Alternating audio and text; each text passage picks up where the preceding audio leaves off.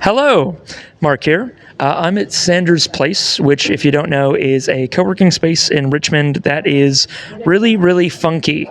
There's some people eating lunch, so I won't get them in the shot. But what is that? Like, it's a window with nothing underneath it. It's a really funky. I think it's Passive House accredited. It's like super sustainable. It's got a whole bunch of corrugated iron everywhere. It's a trip. So it's a co-working space. I'm here just for the day, trying it out, and there's a bunch of other energy folks here. So I'm gonna keep it nice and short, and I've already blown that. So this will only be on like the full length, more than 3-minute version. So thanks for watching the long one, I guess. I'm here with Vis. Hi, Vis. Who are you? I guess, no. Here's what not to do, kids. Throw it out to like some terrible, super open-ended question. Vis, you reached out to me before we came because we had like a list of all the people who are going to be in this co-working thing through the Melbourne Climate Crew. And you're like, hey, you're a podcaster. I'm a podcaster. I'm like, yay, I love talking to podcasters. So maybe, how old is the podcast? Hey Mark, firstly, awesome to be on your video and great to meet a fellow podcaster. There aren't too many of us around in the sustainability space, so thrilled to be on here. I was going to say, there's a lot of podcasters, not a lot of sustainability and climate podcasters. It's true. Exactly, we need to all band together. So the podcast is just under 5 years old. I actually started it as a COVID project back in 2021 with a friend. So you and your friend started it, and like, this is how, let me sum up, which I'm wearing the shirt now, and for anyone who knows climate podcasts in Australia, you probably know Let Me Sum Up. That was also a COVID project, which started as a climate policy crafting corner. So it was the three hosts would get together, and it was an excuse to just have time to chat with friends, and they would do, well, over Zoom. One was building Lego, one was knitting, and then like one started doing their garden while on Zoom. So how did it form? What was like, you and your friend had what problem you were trying to solve? Yeah, so Space to fill. while for me it wasn't gardening or baking, for me it was just going on these long walks during COVID because what else did we have to do?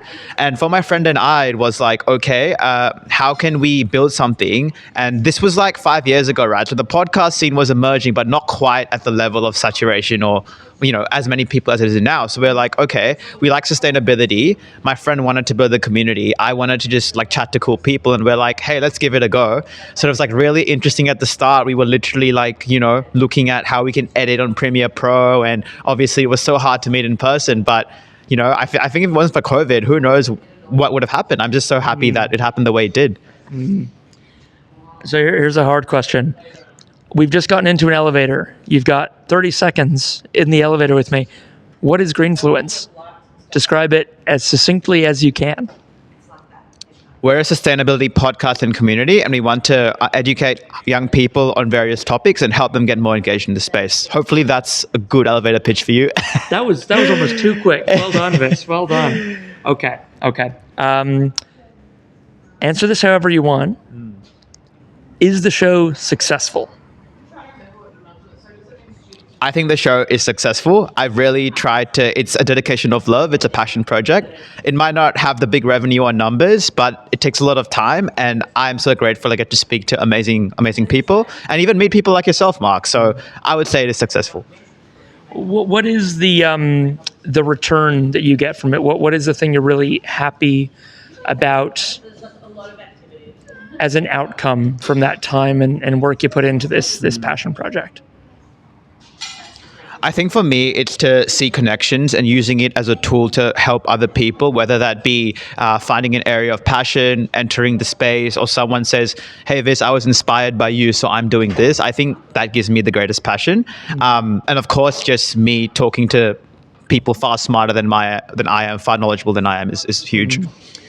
I'll just lean over if that's all right. I always say about like about 5 years I spent podcasting on Climactic, and before I stopped it, which is the climate podcast I used to do, was the reward was in the conversation, and the icing on the cake was that there was a podcast to put out after that. Just because getting to spend that time with those people and having those conversations was worth it to me. The fact that other people got to listen to it was a bonus, and it was a good kind of service to give out to people. But the benefit to me was just in not in the editing time, not in the production time, the work, but the conversations was the reward that already was worthwhile enough.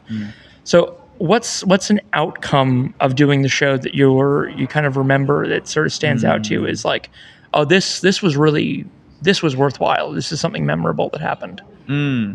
I definitely agree with you, Mark, about like the conversations and that process and getting that out to audiences that might not hear that information. I think for me, what was really worthwhile was we were able to build a team. And we were able to build a team of volunteers in university, and we would have meetings. So we sort of tried to look at it as how we can build something great. And we actually expanded beyond the podcast to areas like community events, to education. So really trying to find ways to, I guess, spread that reach out. And I think for me, that was really satisfying, and I'll take a lot out of that for sure. And also the amazing work the team did as well. Have any people come out of that experience of sort of volunteering with you on the show? Is anyone like, found a job through it or just had a great experience? Is there like a story about an outcome for someone else on that team that sticks with you?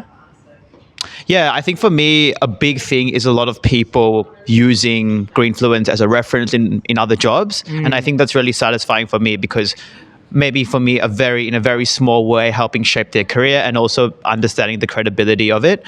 And there've also been quite a number of people who have said, I think this is like really useful for me, and try to get connection to, say, a podcast guest that, I really appreciate it. And yeah, it's quite humbling. Yeah. So it's easy to say, right? Like, I've got public speaking skills, or I can talk about a complex topic and explain it simply. But being able to help someone have a proof point or a demonstration of that when this is their first opportunity to actually do it. What I used to say to people all the time is like, I'd interview like volunteer or community groups, like a beach cleanup group. And I'd be like, you've got a great story here, but you probably don't want the first opportunity you have to tell it, you don't want that to be to the ABC or the Guardian.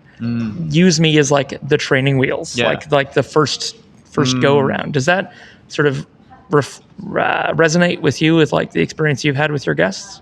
Yeah, I think so. I think like our guests, quite a few of them, it's their very first podcast. So it's like, I'm a developing podcaster, and it's their first time as well. So we're sort of in that journey together.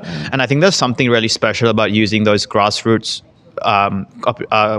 grassroots groups to grow, as opposed to, say, a much bigger like media outlet, because I think it's a real sense of community. It's sort of just, on the fly. There's a bit of simplicity there that I think is really special. And I think it's one of those things where, again, like you have the potential to really influence others in your own capacity. So I think that's really special. Yeah, and you're demonstrating it. You're doing it. You can be like, look, you can do this as well. Look at me. If you remember back to 5 years ago, like right before you launched this, and you remember kind of like the voices in your head that were the most pessimistic or doubtful that you should do this, that you could do this, how did you ignore them? Or like what was the angel on your shoulder that was able to shout down the devil on your shoulder in terms of your kind of, I'd say bravery, but like what got you to do this and to hit publish on your first episode? Yeah, thank you, Mark. I think for me, it was something that I didn't really think of, and was actually the influence of my co-founder, who was really willing to get it out there to a community. I think at that stage, I was sort of at the start of a more corporate career, and I feel I was a little bit risk averse, but I was like, you know what, this is super exciting. I'm going to give this a go. And yeah, I haven't really looked back since, and it's given me and myself so many opportunities, and I'm really grateful for her initial initiative. And I think for me from there, it was like, okay, how can I be consistent? And I think for me, I've just tried to be a little bit better. Like, we haven't really like topped the charts or got crazy listens, but it's just all about building that consistency for me. And it's something I still want to keep doing. But I'm keen to hear your thoughts as well. Like, what got you into that space, and what gave you the bravery? I did the exact same, and thank you for holding the mic for me. This is working really well. For me, it was the exact same. I needed an accountability buddy. I went on a Facebook group called Australian Podcasters, and I said, hey, folks, does anyone know of an existing show out there that is people from like everyday walks of life, your regular Aussies who are actually doing something about the climate crisis. Because I can find dozen interviews with Al Gore and Yeah. Greta Thunberg and Bob Brown, but not Ross, who's down at the local Yeah. beach cleaning up rubbish. And I didn't want to go along to a community group because I didn't know what the vibe was going to be like. Because I'm, we just had a coffee before, and I'm surrounded by people with their keep cups and stuff. They're so organized. And I got my takeaway coffee because I knew I'd have to run away in a minute. I'm just like, I'm not nearly as outwardly green. I'm not doing as much as so many people around me. So I thought, it's like the roller coaster. You have to be this tall to ride. And I felt like in terms of sustainability, I wasn't enough. So it was only after talking to people I realized that no, it's not exclusionary. I would have been welcomed, but I needed. So what happened after doing that Facebook post was someone else was like, I'm happy to do that with you. I've been doing a podcast for a little while. He was in sort of Blaney, Bathurst, kind of central west New South Wales. And I was in Melbourne. So he was the country mouse. I was the city mouse. He would talk to people in the country. And without that, it's a bit like going to the gym, like the accountability buddy, that borrowed belief that I believed in him more than he did sometimes, and he believed in me more than I did sometimes. So unless you're one of these super people who can do it by themselves, teaming up, huge superpower, big unlock. No, I love that, and I love how a lot of the work you do is supporting and doing great stuff for like huge podcast brands. Like, let me sum up, A Positive Climate. So I think it really shows that you've really, from the initial step, you've really built such a great impact. So it's awesome. It's weird that it is completely self-taught, and it's very weird to be doing shows now where I'm not looking at the download numbers. It's not mine. I can do a job for them, do it as best I can, and then sort of carry on with my life. And it's reached a real point of personal sustainability, because as we know, when it's your own show, you can kind of live or die by like, oh, I put so much work into this thing. I expected it to be huge. I published it, and I'm checking the numbers every 15 minutes. And I don't feel any of that with this. So I'm really, really happy that Let Me Sum Up and A Positive Climate, when it comes back soon, I'm really happy they found an audience. But I don't feel obligated to it beyond just doing the best I can in my little niche of it, which is just to help it sound as good as it can. Am I a professional audio editor? I guess so now, but I wouldn't put it on my CV. But so that was very kind of you to kind of turn it back on me, but I don't. Of course. It's too awkward. But Viz, thank you so much for your time. Is there any kind of final words about Greenfluence? Why should someone go check it out right now? What are they going to find in the 5-year discography? Well, there is a lot of episodes out there, so there's over 70 now, so take your pick. But no, I think what really I think is special about it is we focus on all areas of sustainability and try and look at it from a systems approach. So whether you come from a finance background or law or policy, or even if you're into things like human rights, or even if you're into things like effective altruism, there are so many speakers who share really cool insights. And and I think another thing that's really appealing is that it's tailored for young people. So one of the questions we ask our guests regularly is, what do you ask your younger self, or any advice to your younger self? So I think we're really catered for the audience, because I'm also a Gen Z. I know the difficulties that we face. So I think there's like 2 huge reasons. So the next thing to do is give us a follow on Spotify and LinkedIn. I'd really appreciate that. Viz, you're a natural. Thank you. And just quickly on that, like, climate intersects with absolutely everything.